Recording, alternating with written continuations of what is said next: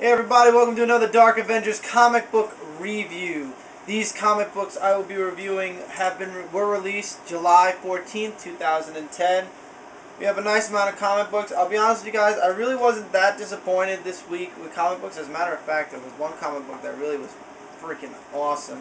Also, I apologize once again. I know I just uploaded episode 36 and 35 of my comic book review, and this episode is probably going to go up on Thursday, when usually it goes up on a Tuesday. A little bit of a hectic upload problem. All videos should be back up to speed, as well as all the other videos I do on here pretty soon.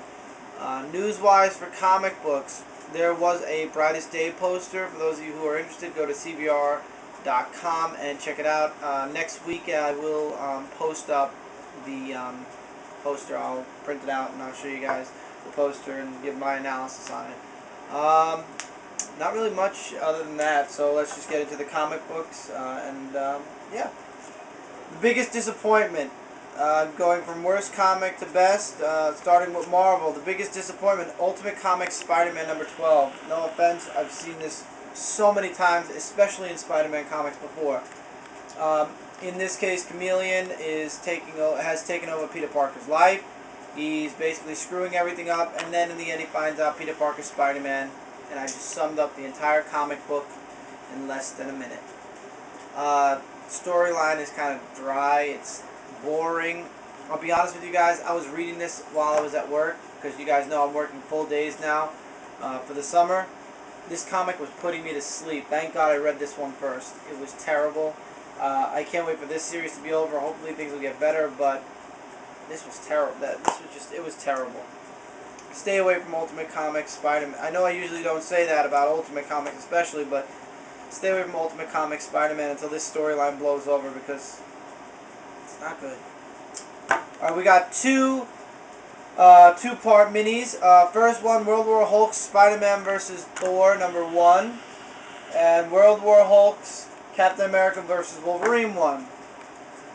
Self-explanatory. In this comic book, it's Thor and Spider-Man with a side story of Iceman and Cyclops fighting each other. And in this one, it's Wolverine versus Captain America, Bucky Captain America, with a side story of the Avengers leading into next issue, the Hulk thing versus the Hulk Human Torch. They're interesting little minis. To be honest with you guys, they're okay. I would say out of the two of them, I like this one a little bit better.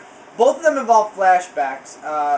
This one involves Peter Parker, Spider-Man flashing back to when he was a kid, and Thor flashing back to while he was growing up.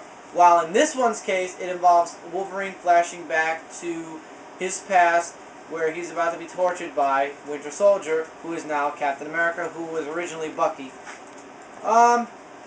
I would suggest both minis if you're interested in seeing your favorite superheroes hulked out. They're okay. I mean, I'm not going to say they're horrible or anything. I mean, I've just started collecting the Hulk again. But out of the two, I'd say the Hulk, Thor, Hulk, Spider-Man was better, because this one, no offense, it really, yeah, it had a background story, but this one was pretty cool. This one, and the backstory was awesome with the Iceman versus Cyclops Hulk. So check both of them out. Speaking of X-Men, Uncanny X-Men Heroic Age one-shot. Okay, we're going to do this piece by piece. Okay, it starts off where Beast is leaving the Uncanny X-Men. By the way, guys, I know I missed Uncanny X-Men 526. I will be picking that up with next week's batch. I thought that they were going to start a new Uncanny X-Men series. It turns out this was a one-shot. Oopsie. So I will be picking up the latest, the last Uncanny X-Men. Probably the other Uncanny X-Men's coming out next week also, but beside the point, I'll be getting Uncanny X-Men. Expect to see that back here in 2 weeks. Okay, this issue is basically a one-shot, catching everybody up to what's happened from Second Coming all the way through till after the Siege. By the way, I will be getting Second Coming on trade paperback, and I will review that after I read it, because everybody said it was awesome, so I gotta check it out. Anyway, in this issue it starts off with where Beast leaves the X-Men. This is way back, 2 storylines back. The artwork for the Beast part of the story is awful. Awful, awful, awful. But before that, you get a little piece of Cyclops versing in the Savage Land. This is the terrible, awful artwork that makes Beast look terrible. Awful. Michael's face says it all. It's all about Cyclops, and he's in the Savage Land. Then Captain America. Well, I'm sorry, they don't call him Captain America anymore. Steve Rogers shows up, or Super Soldier, or whatever the fuck they call Steve Rogers nowadays.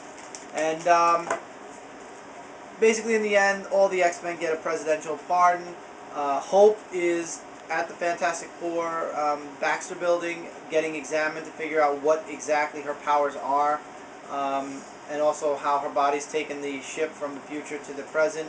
Little piece of Franklin and Hope, like a little Bondy kind of thing. Basically, in the end, Hope wants to find her family, so she wants to go to Alaska. And Cyclops says, you know what, go. I'll be honest, it's a good preview for things to come in Uncanny. I unfortunately did not know that I made a mistake and skipped over it. I thought they were ending Uncanny and this was going to be the new one. They were going to start over from number 1. My mistake. I will be getting Uncanny X-Men ASAP, and I will be reviewing the next comic book for you guys. So just stick around. Like I said, I'll get it as soon as I possibly can. And with that, Mike is giving me the finger. Oh, you're not giving me. Will you please? I had an itch. Oh, you had. This is why you need a camera stand, people. You get a cameraman who has an itch, and he got to go like this, and you think he's giving you the finger. Sorry. Moving along. X-Men Origins Deadpool. Why did I get this? Because I had to. I'm sorry, guys. I had to. It's Deadpool. He's talking to a movie writer about his origins because he heard there's a movie coming out about him, so he wanted to give the real, true story about his life. And he tells this guy his entire life story, the truth, and he takes it, I thought it was hilarious, and makes it into a comedy movie where every 2 seconds something blows up. In the end, though, I know I'm spoiling something so much right now, but nobody ever gets to really see Deadpool's face. It's very rare. So Deadpool goes to his father, and in the last page, they show him without his mask, taking his mask off. Yep, that's Deadpool without the mask on. It's a nice origins. It shows how he became Deadpool, his powers, his life when he was a child, little pieces here and there. I got it because, come on, Marvel's ODing on Deadpool. I gotta know his origins, even though I know there's a way to figure out origins if you go back in comic books, but I'm too lazy, so I just got this instead.